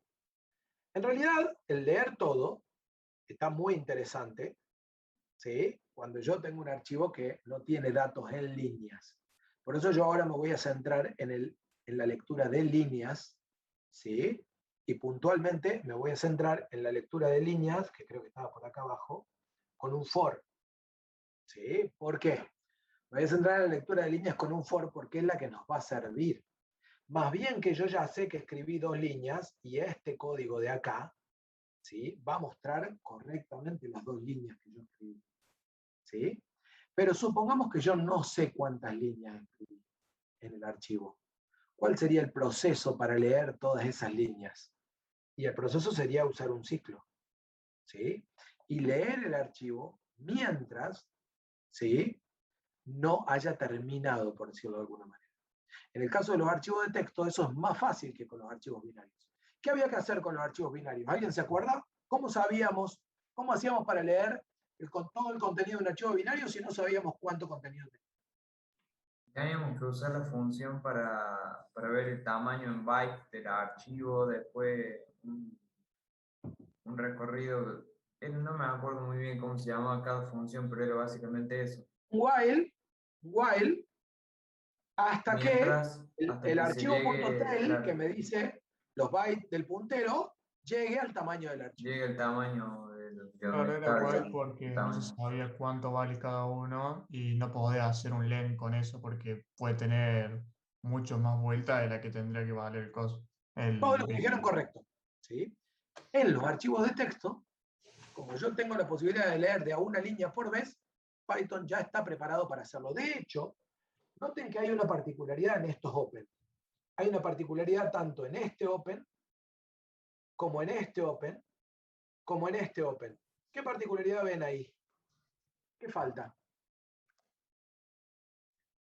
La forma de operar, digamos, el Falta write. el modo. ¿Sí?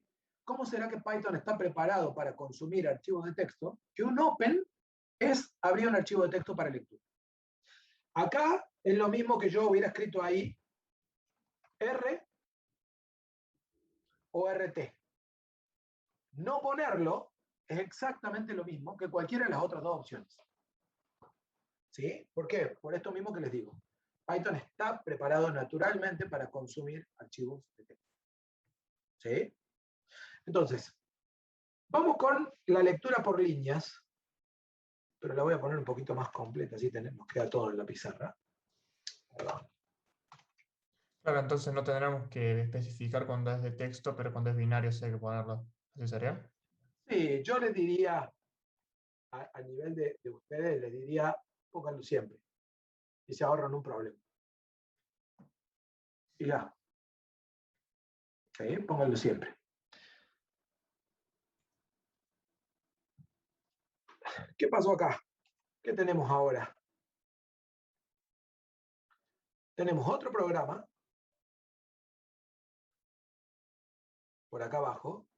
En realidad voy a borrar un poco esto porque quiero achicar le voy a achicar el heap a este primer programa de Python. Le voy a achicar la memoria RAM a este programa porque me quiero armar ahora la memoria RAM de este otro programa.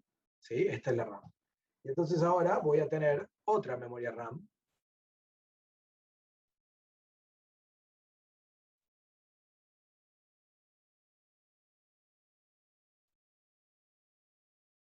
¿Sí? Para este otro programa. ¿Sí? Y noten que nuevamente voy a tener M, ¿sí? Y M va a hacer, a partir del open, va a crear un buffer, solo que ahora este buffer es un buffer de lectura. O sea, este buffer tiene este sentido de contenido. ¿Sí? El contenido va a fluir desde el disco hacia mi programa. ¿Sí? Y lo que este buffer me va a permitir hacer es leer. ¿Sí? En realidad, este código quizás no es el más feliz. Este código no es el más feliz. Después volvemos sobre ese código, pero me voy a traer el otro ejemplito. Voy a traer el otro ejemplito porque el que lee este.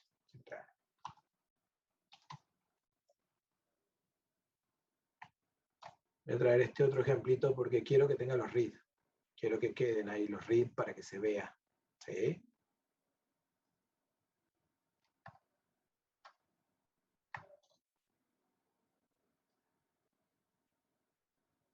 Entonces, tengo aquí mi open. ¿Sí? El open provoca mi variable buffer. ¿Sí? Y después, desde el buffer, cada uno de los métodos readline lee una línea, ¿sí? Y la guarda en lo que está del otro lado del igual.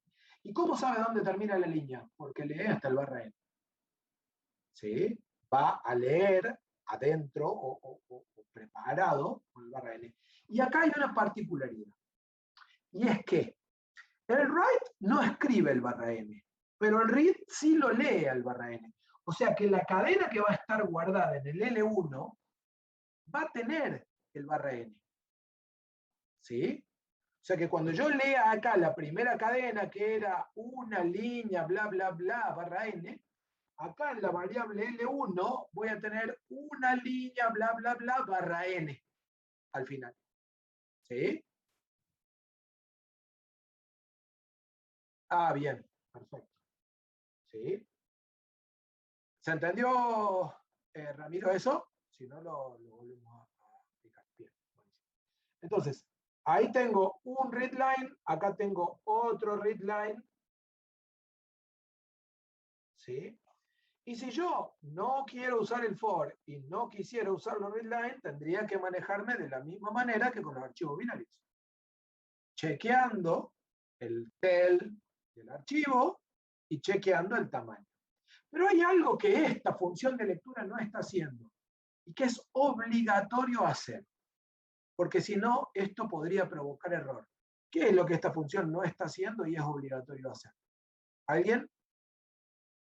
Cuando voy a leer un archivo o a consumir un archivo, yo estoy obligado a hacer algo, sí o sí, porque si no, mi programa puede producir un error. ¿A qué estoy obligado?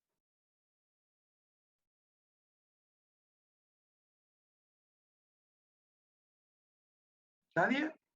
A chequear que el archivo exista. Es obligatorio, cuando voy a consumir un archivo, chequear que existe el archivo, que lo tengo disponible para poder consumirlo. ¿Por qué? Porque nosotros no sabemos manejar errores.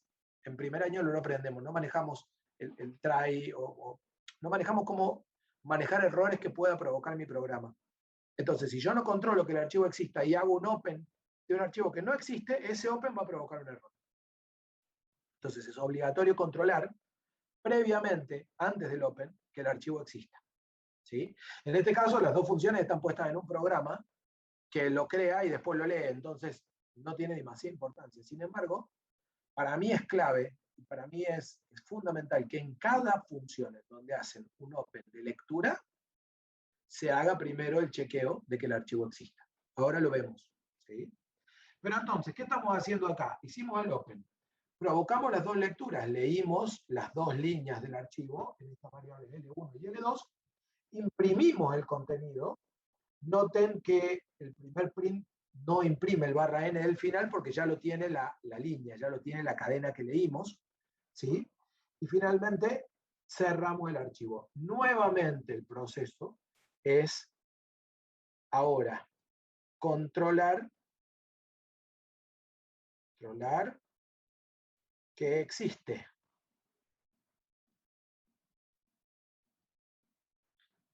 2. Dios, mi espalda.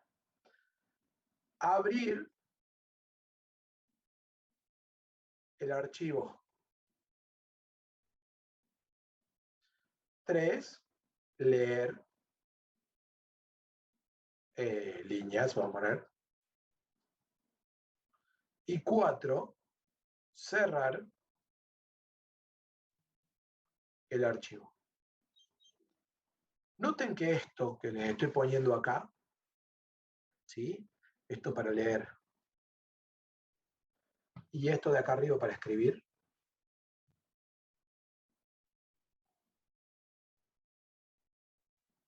Mil veces, y que me corrija Jorge si estoy mintiendo, terminamos corrigiendo estas cosas en el examen final. Y a ver, es seguir un patrón, siempre igual. Sea cual sea el programa que van a trabajar, esto es siempre igual. Y sin embargo, mil veces nos toca corregir que han hecho mal esto en el programa, en un examen final. Más bien que también en un parcial 4 o en un recuperatorio. ¿Estamos de acuerdo? Entonces, es clave, y esto vale tanto para archivos de texto como para archivos binarios. Es clave comprender estos 3 pasos para la escritura y estos 4 pasos para la lectura. ¿Sí? ¿Estamos de acuerdo hasta ahí? ¿Alguna pregunta hasta acá?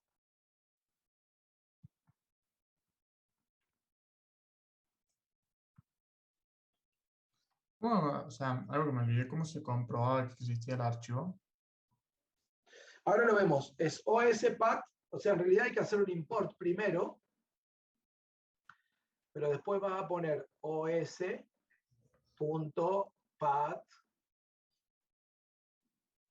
eso es un import.exist.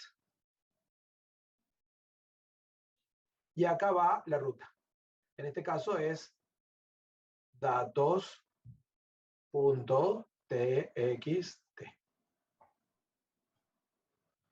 Si eso va a devolver true o false. Si es true es porque el archivo existe y si es false es porque el archivo no existe.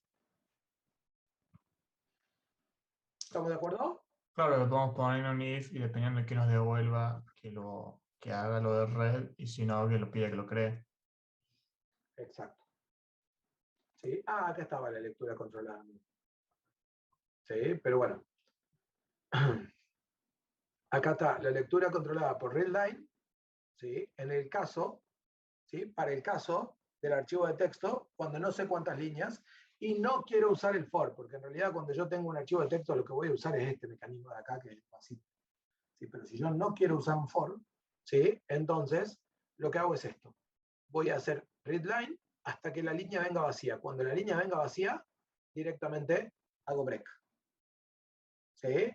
Y con eso tengo la lectura completa del while, ¿sí? Y no necesito el tell, por decirlo de alguna manera.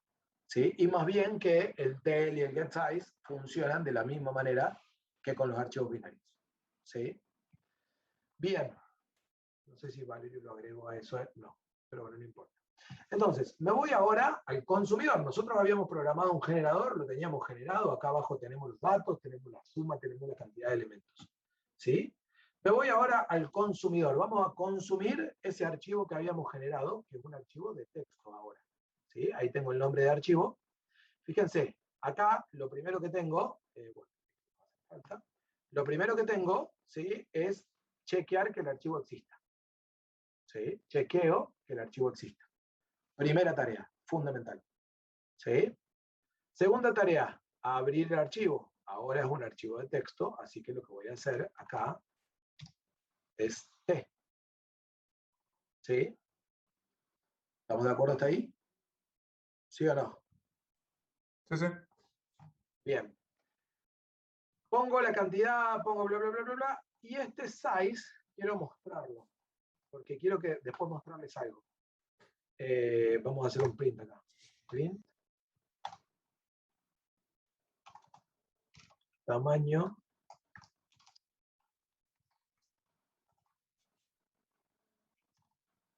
Size.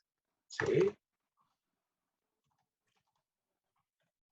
¿Size te devuelve el tamaño? Ah, no, no, no dije nada, no dije nada. Get size. Esto me devuelve el tamaño. yo lo guardo en la variable size y la estoy mostrando acá a esa variable.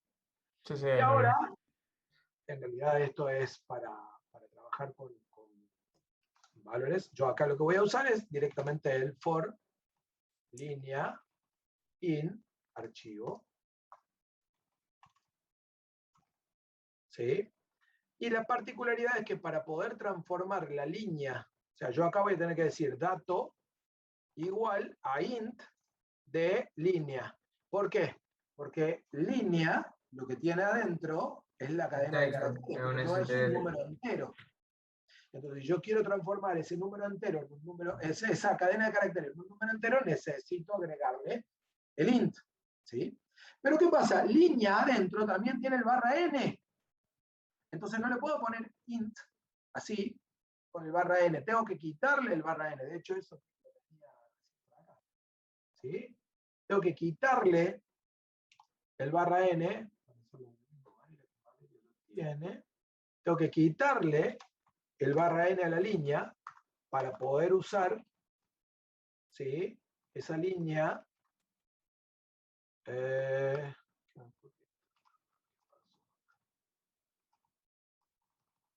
está. Tengo que quitarle ese barra n a la línea para poder usar, ¿sí?, esa línea como parte de mi código. Oh, es cierto. Sí. Caracteres extraños. Bueno, ahí está. ¿Sí? Entonces le quito el barra n, lo transformo en un dato, y acá ¿qué hago? Lo cuento y lo sumo. ¿Para qué? Simplemente para volver a mostrar la cantidad y la suma de los elementos. A ver, ¿cuál es el objetivo de este programita que se llama consumidor? Mostrar esto de, yo tengo un programa que genera datos y tengo un programa que consume datos. Fíjense que yo acá los tengo los dos juntos, pero en la realidad esto no es así. A ver, piensen en cuando nosotros tuvimos que migrar todos los datos de los sistemas electorales, ¿sí?, entre los sistemas originales que cada provincia tenía, ¿sí?, y los sistemas, y el sistema nuevo, ¿sí? Supongan que tenemos más o menos por acá, algo así, más o menos tenemos Argentina, ¿sí? Cada una de las provincias generó un archivo de texto distinto, con programas propios, y los puso en un gran repositorio. O sea que teníamos un gran conjunto de archivos de texto, un conjunto gigantesco de archivos de texto en repositorios. ¿Sí? Esto ocupaba más o menos 2 teras, ¿sí?, en archivos de texto. ¿Y qué tuvimos que hacer nosotros? Cada provincia había generado sus datos con archivo de texto y los había puesto acá adentro, ¿sí?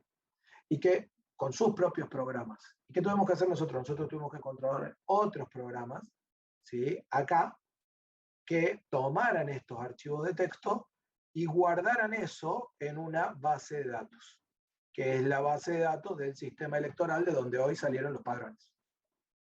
¿Sí? Porque son distintos motores de base de datos, distintos sistemas de base de datos. No teníamos manera de traer la base de datos de los sistemas viejos a la base de datos del sistema nuevo. Entonces, ¿qué se usó en el medio? Archivos de texto. Justamente para eso se usan los archivos de texto. Más bien que cada provincia, antes de generar los archivos de texto, tenía su propia base de datos. En cada provincia, cada sistema tenía su propia base de datos, pero estas bases de datos de cada provincia no eran compatibles con la base de datos del sistema nuevo. Entonces, ¿qué se hizo? Se bajó cada una de las bases de datos a archivos de texto, y de estos archivos de texto, con una lógica de programación, se levantaron los datos de esas bases de datos a la estructura del nuevo sistema. Ese proceso completo, desde que se apagó la llave de los sistemas viejos hasta que se pudo prender la llave del sistema nuevo, demoró un mes. Un mes entero. Pregúntenle al profe Silvio si se acuerda. ¿Sí? Hubo un proceso particular que era el que migraba historiales, alrededor de 150 millones de filas de historiales de todos los sistemas del país, que se transformaban, ¿sí?, no sé, en más de 1.000 millones de filas en el sistema nuevo, porque había que escribir en distintas tablas, ¿sí? Tardó 12 días. Y arrancamos, tardó 12 días después de un proceso de optimización, porque arrancamos de un proceso que demoraba más de un mes en hacer solo eso. ¿Sí? Entonces, los archivos de texto justamente cumplen esa función. Yo acá tenía bases de datos de tipo A, ¿sí? En realidad de un motor propietario de una tecnología española en el que estaba construido el sistema anterior, y todo esto fue a parar a un Oracle en el sistema nuevo. ¿Sí? Y bueno, en el medio, toda una infraestructura enorme. Entonces, lo que yo les quiero mostrar con el ejemplo de hoy es que yo tengo un proceso que genera texto y tengo otro proceso que lo consume. ¿Sí? Quiero que vean cómo el texto puede ser la salida de un programa o puede ser la entrada de un programa. ¿Sí? Y eso es lo que empieza a ser fantástico ahora que empezamos a usar archivos. Entonces, si me vuelvo al PyCharm y esto más o menos funciona, ¿qué tengo? Tengo chequeo que exista, abro el archivo de texto, recorro, transformo el dato en cadena, sumo y cierro. Y finalmente imprimo. Si ejecuto este, ¿sí? Fíjense, a ver si puedo hacer así. No lo puedo sacar de acá este, no lo puedo desacoplar, pero fíjense, tengo 106.245 números, 106.245 números leídos, ¿sí?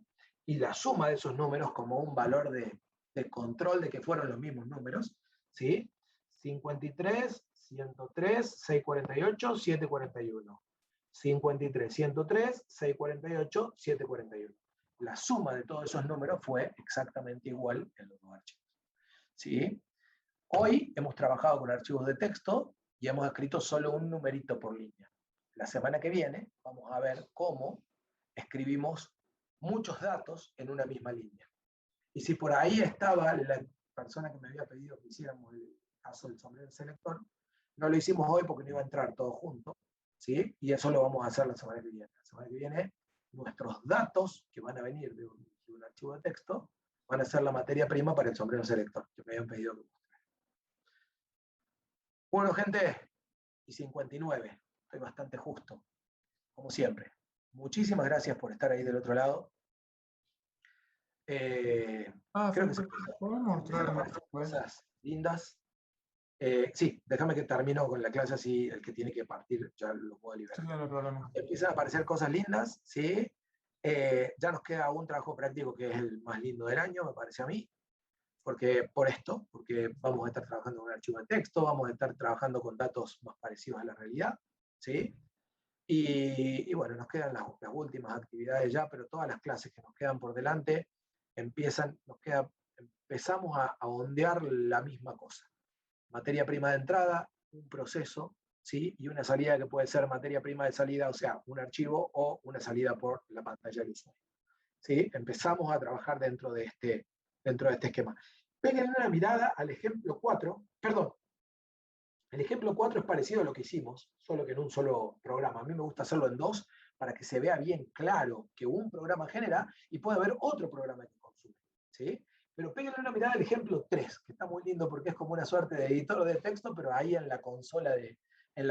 La verdad que es un lindo ejemplo, pero hoy como teníamos que ver lo de la matriz tampoco no tuve la posibilidad de revisarlo con ustedes, ¿sí? Pero es un muy lindo ejemplo. Así que péguenle una mirada, porfa, al ejemplo 3 de lo que está disponible con la ficha de archivos de texto. ¿Sí? Chicos, mil gracias por estar ahí, que tengan muy linda semana, ¿sí? Y nos vemos el lunes.